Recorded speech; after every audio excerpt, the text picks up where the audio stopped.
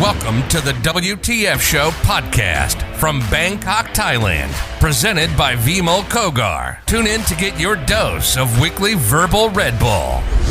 Welcome one and all to the WTF Show today. We have Kun Apichai. He is CEO at MSL Software, one of Thailand's leading software companies. Welcome to the show, Apichai. Thank you. Thank you for having me here, Vimol. You know, Apichai, I have, behind your back, I'm afraid, spoken to Surasit Sachdev. I've spoken to Harprem. I've spoken to Sahib. They're sort of the three startups that everybody talks about. Bolt Tech, InsurTech, Sahib's Seekster, and Mr. Sachdev's Hungry Hub. And they've all come to you at some point. And I think you've given a lot of these young people a lot of inspiration. I think you're one of the understated people. You IPO'd your company quite early in your career.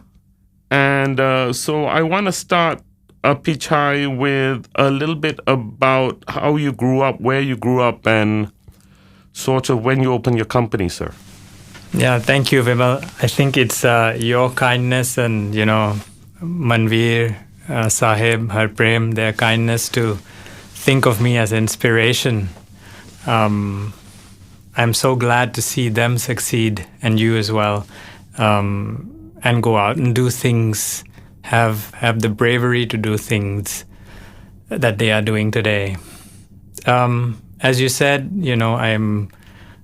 I've been in technology, in the tech industry for over 15, 16 years now. And I'm born here. I went to school here. Then I went to Australia to study. And I guess at that point, I brought back their technology into Thailand. I guess pioneering years for tech into the industry here. Somehow I saw a gap that in our Asian region was much behind when compared to the more developed world. And I had the vision to start, digitizing as much as I, could. And I was very young then. And then started challenging a lot of, larger organizations throughout my career. Eventually, large organizations like the Central Bank or even Thai Airways or, Ministry of, the different ministries out here, government organizations, regulators. I started voicing, I started challenging, I started doing a lot of work for them as well. And, it's been a blessing. I've learned a lot. I've established some skills and some grounding. And here I am today. So tell me a little bit about big data and how, tell me just short and sweet how technical things are and how you process, for example, a clearinghouse for checks, how you process, for example, customs declarations and air tickets. How does one go about doing this? Is it like the old school bubble diagrams? Several years ago, there was a requirement, and there's always been a requirement for the economy to handle a lot of information and data. As we start moving into the next phase of how to work, information at your fingertips, as I say, data is a new gold, as they call it, a new oil. In terms of handling, my company and I, we got the privilege to manage excessive amount of data for the central bank and other organizations. And we did it well, and we were lucky. And, we get to see real time what's happening to parts of the economy, how checks are being cleared, stored, accessed. We also do similar work for a lot of, regulators in terms of statuses, fact-finding, a lot of money transfers. We became strong in financial monitoring and handling of transactions. And, we focused, grew strength, and kept going where we thought we were strong. Okay, so Thailand, not very long ago, used to have like a like maybe 100-hour check processing system, check clearinghouse, as it were. And you were instrumental in bringing that down to less than 24 hours. Is that right?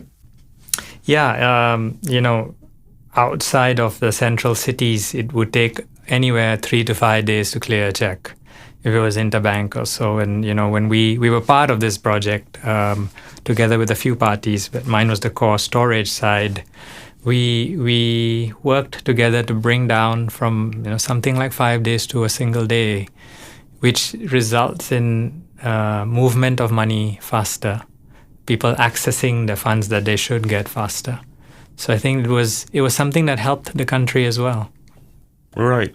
Can you also talk a little bit about customs declarations and how you've improved that sector of the economy? This was quite a long time ago, but I think this was together with Microsoft that we went in and addressed digitizing the customs solution. Back in the old days, exporters had to carry a lot of forms and go to different places to get them stamped and approved, which became quite cumbersome, took a lot of time. So we were one of the early ones who digitized, made it online, and the connectivity was very strong. It was data appearing at the receiving country's end almost near real-time basis. It was very exciting for us to see impact of what we did, allowing export to be more transparent, faster, less redundant, less paper. That's the kind of things that I've enjoyed seeing happen. Apichai, tell me a little bit about how you started your company. And did you start in the back of your garage? Did you open an office and you hired 5 people and you started? How did this come about? It's probably one of the most interesting parts of my career. I worked in Australia for a year after I graduated. I wanted to find experience because I graduated in the tech space, and back in those days there were hardly anybody I knew back here that was in this industry, and I figured I should get some experience. And while through that I managed to bring some software back through some holidays and through connections and introductions. I managed to sell those and decided to establish a company. Now at first it was just me. I had one room, one phone, one room, one computer, and that was the start. And eventually then I, bought one of those big LCD projectors to go do demos. It was me and me for quite a long time. And there were ups and downs. As they say, the first 3 years, you learn the most. But you take the lessons, you don't give up. Then you build things block by block. And perhaps that's why I've been quiet. I'm quite a media shy guy because I choose to build things block by block rather than talk about them.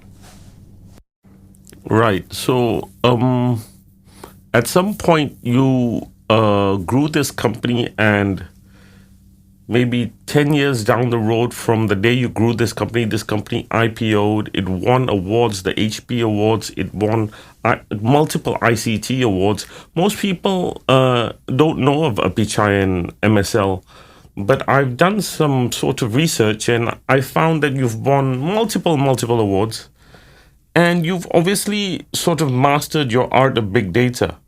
Now, scale. Tell me a little bit about scale. How did you scale this company from sort of back of the garage to what it is today, a public listed IPO'd company?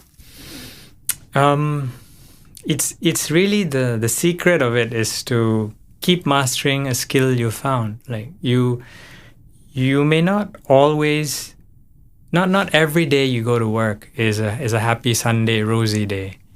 But you've got to push along to create and add value to yourself, to your company, and to your clients. It's all about value addition and growth in a direction that you want to grow to, you have a vision for. You're right. I don't go out and paint myself. I don't believe in that. If my work is going to talk for me, it will refer me more clients. It will bring more impact to perhaps the country I go to bed happy at night that some of the stuff I do is helping a lot of people behind as a backbone. I do maybe the less fancy stuff, but I'm very much okay knowing that there's an impact. And I think that's what drove me. And, if you're focused on creating impact, you're focused on value addition. And the one thing that I chose to do early in my career was I told myself I'm not going to do something that is nice to have.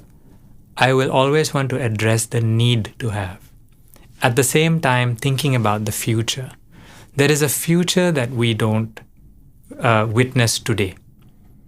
Like as of now, sitting here, there's 5G, there's virtual reality, there's augmented reality, there's all these fancy words, artificial intelligence, replicas, cloning. There's all these fancy things that are intimidating as well. That's where we're sitting now. But in the early 2000s, internet was intimidating. Smartphones were intimidating. Privacy and all these things were things that people didn't want to look at. When you know that things got to move in that way, you sort of build the right skills to do the right thing. And as you focus, you will build that reputation. Work will come to you if you become the rare person who can actually get it done. There's a lot of people that go out and say, I'll do this for you. But clients are not stupid, especially large clients. They want to pick and choose those who they think will achieve this. And I'll tell you honestly today, I've always competed with top foreign firms. I won't take their names here, but they are really the big of the big firms. They have local offices here, country, with hundreds of people, thousands of people.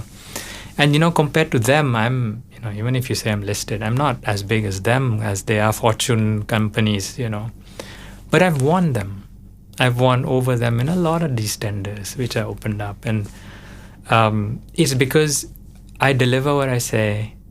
I have that skill set in certain areas. Now, I don't say I'm better than them in every way. They're much better than me in various other ways. But there are certain areas that I feel I can do it. And I do it well. And I think that's why in Thailand, the larger organizations, the regulators, the governments, they started to hear about me. If I walked in, they knew what I was known for. I would walk in with partnering companies like Microsoft or HP, as you said, they gave me the awards. And, it was always about relationships. But it's not about relationships are built with trust. And it's about delivering. It's about commitment.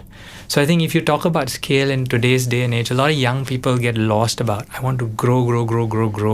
I want to really have a lot of people using my systems. I want to, capture the world. But Vimol, the basics of doing business hasn't changed. You build trust first.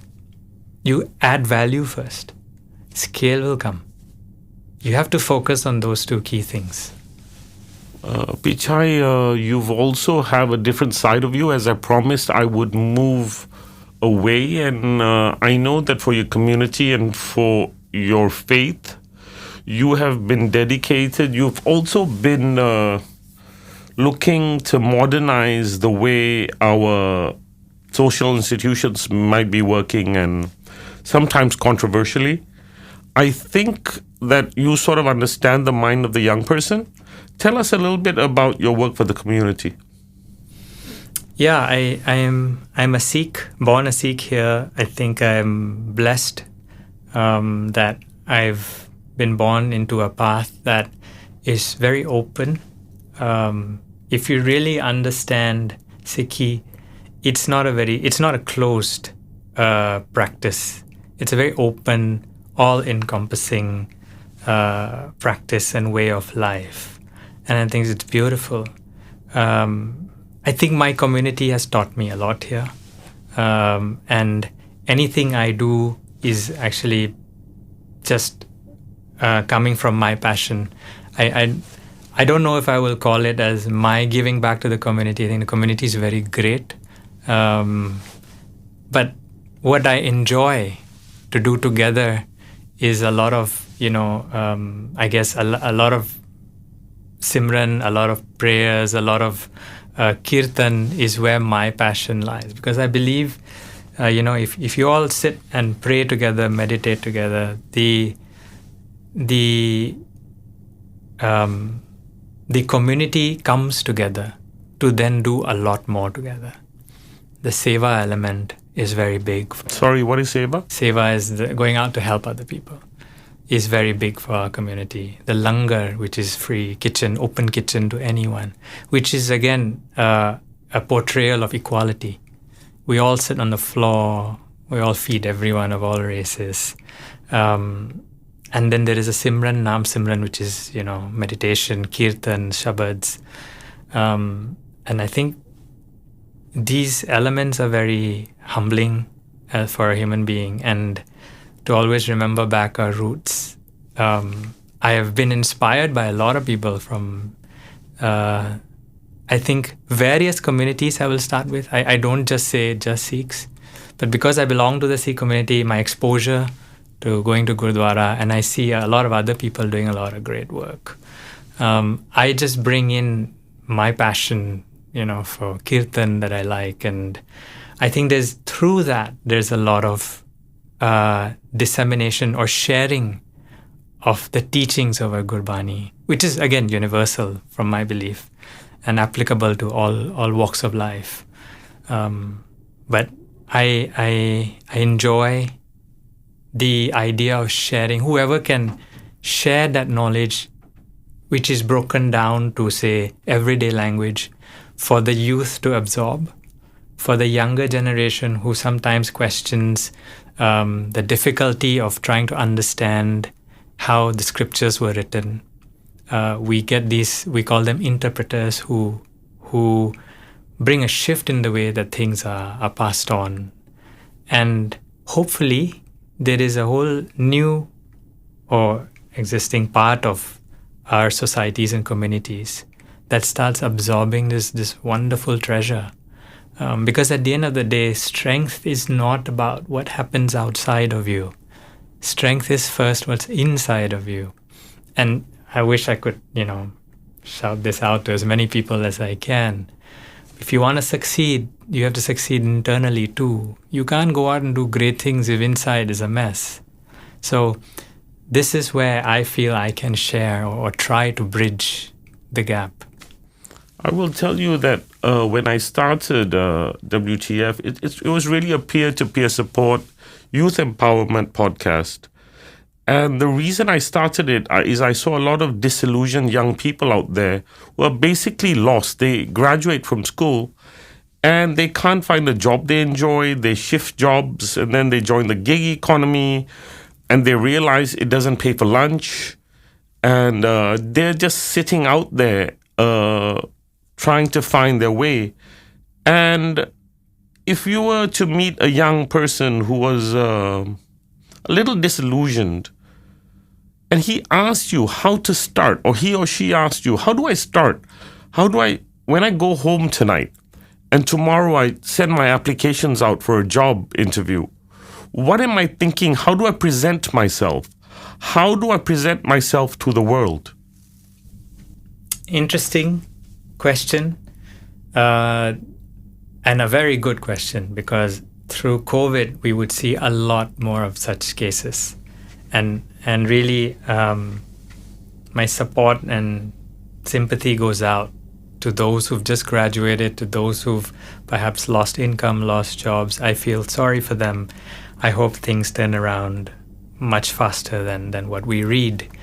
But if I was to meet someone who's young and enthusiastic but lost of direction, perhaps the first thing I would want to try and tell them is, can you unlearn your mindset? Can you stop going on a mindset, on a pathway of thinking that is conditioned by the factors that has conditioned or put pressure upon you? If you work under pressure, you're not going to create anything. You're just going to, follow the norm. And you've just killed your own creativity. In times of trouble, in times of COVID, if you don't work well under pressure from before, if you don't have that practice and you're just starting out, you're just limiting yourself. You're just stressing yourself out. And I guess everybody has to take a step back, whether you're young or old. If you're older, then you have to take a step back and ask yourself, how do you want to groom the next generation? Like you or better? And if you're young, you ask yourself, what's my model? What's my benchmark? The generation before or better? And if in both instances the answer is better, then I think both sides have to unlearn a lot of things. Uncondition yourself from the practices that have been going on. I don't understand. Can you explain unlearn, please? A lot of the times, what we seek out to do is conditioned by what others have been doing, what the next guy has been doing, or the next successful, whoever else has succeeded. And we sort of imprint those practices into our brain as the roadmap, the way to go. And generations after generations, if you've been in the business world, if you've been selling, a certain product and thinking your mindset's a different way, it is natural that you're going to consume practices in that particular manner. Society grooms you in a certain way. But all the grooming that you get is based out of someone else's experience, not yours. If you are here to make a change, to make a difference, to add value, to bring a novelty into this world, then you can't just continue patterns that are outdated. You can't just keep on working in the methods that were applicable 30 years ago or even longer. Look around, there's a lot of practices from 50, 60 years ago that are still trying to be applied today. And it's fine if it works for them.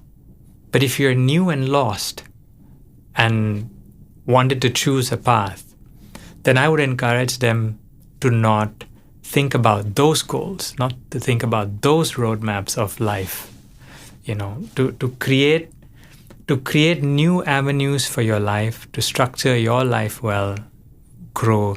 You need to allow yourself to be more innovative. Do you see gender parity in the workforce, Apichai? Do you think that in Thailand we've reached that level where we treat boys and girls the same?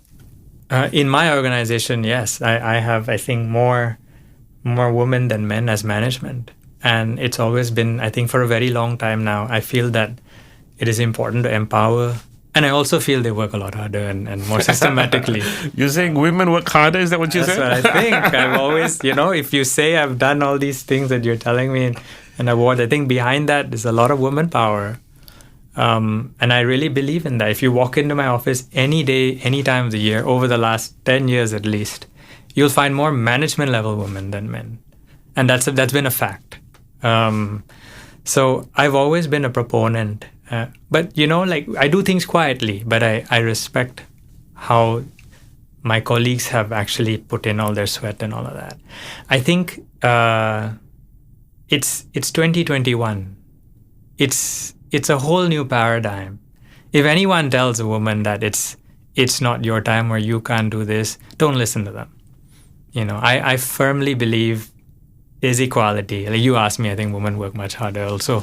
So, I think the whole era and mindset has changed. We really need to empower the next generation to think on an equality basis, on a merit basis, on a character basis. What is gender? It's more about your ethics than anything else. So next question is a little bit about the future.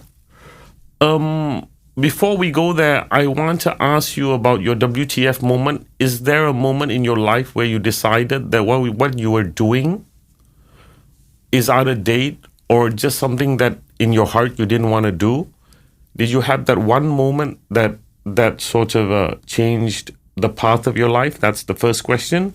Second question is, where do you see yourself in 5 years' time in terms of MSL, your IPO, and the size of your firm?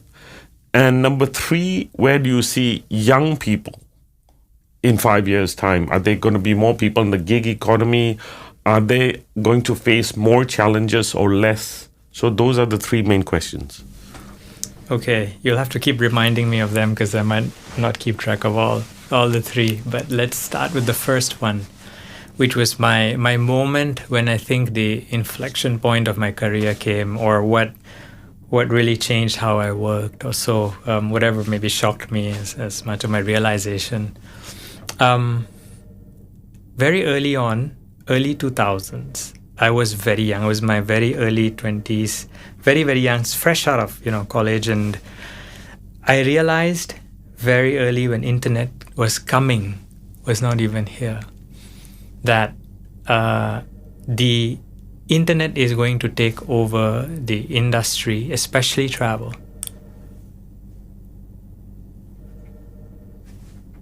We need to push our travel operators to adopt technology. And looking around as a tech guy, I was curious on what are they doing, and I could not think on my own. So I went to a lot of government organizations. This is a young 22, 23-year-old boy who's just come back and is a bit rebellious, and has gone to the ICT ministry, the Information Technology Ministry. I've gone to Ministry of Tourism. I went to Tourism Authority of Thailand, and I challenged them. They all gave me their roadmaps, their plans, what they're doing. And I challenged them. And I asked them, what are you doing for the individual operators? And everybody seemed to have a different KPI, except supporting these guys in terms of the internet. As I said earlier, having a vision for what's coming in the future can scare you, but it's important to know what's coming. And at that point, I was exposed to what's happening outside of Asia, but I also knew it's going to create an impact here, and we better prepare.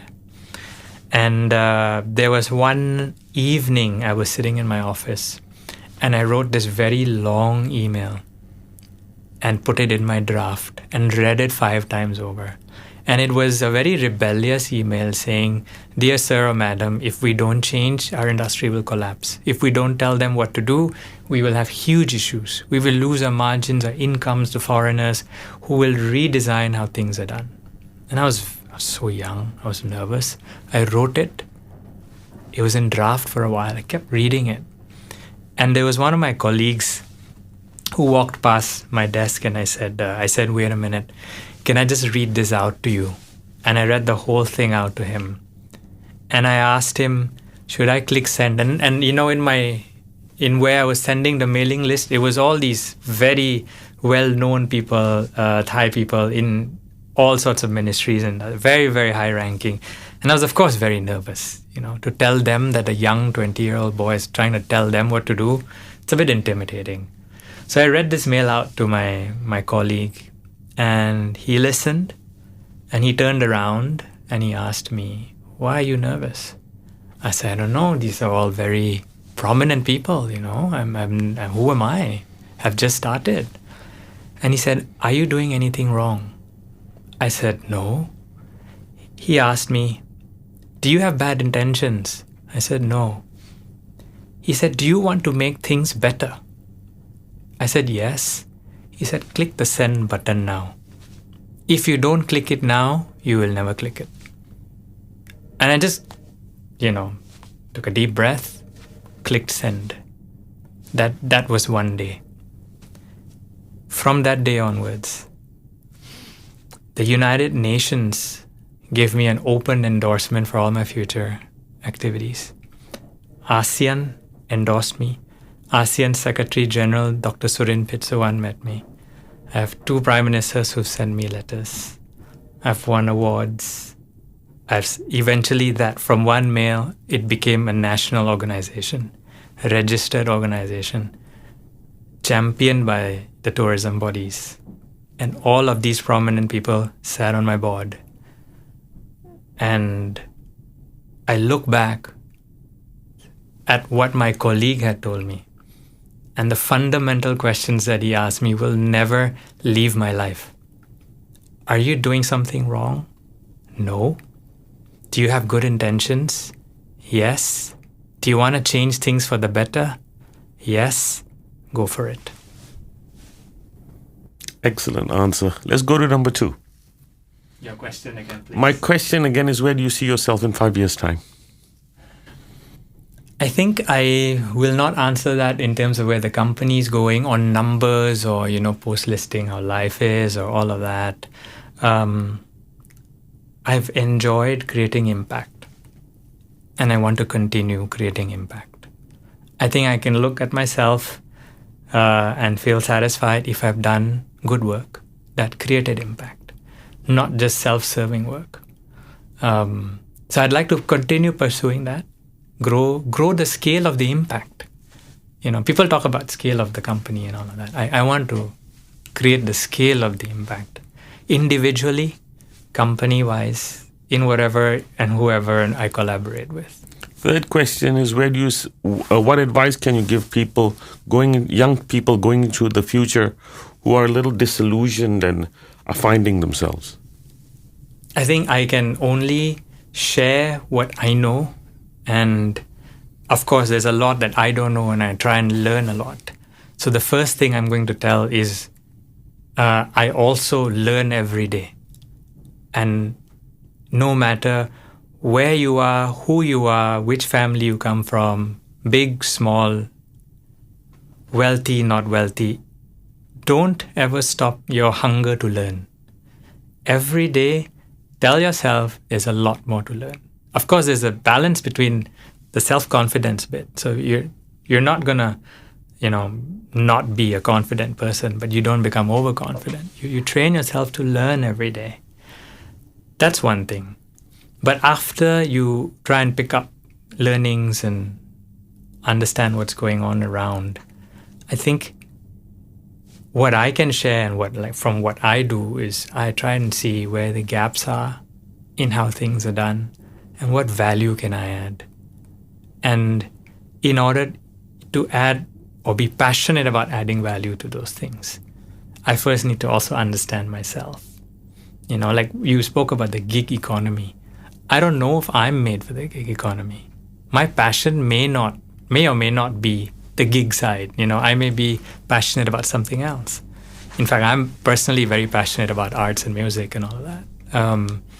But one has to understand, because of my passion about arts, I've been a big proponent of innovation.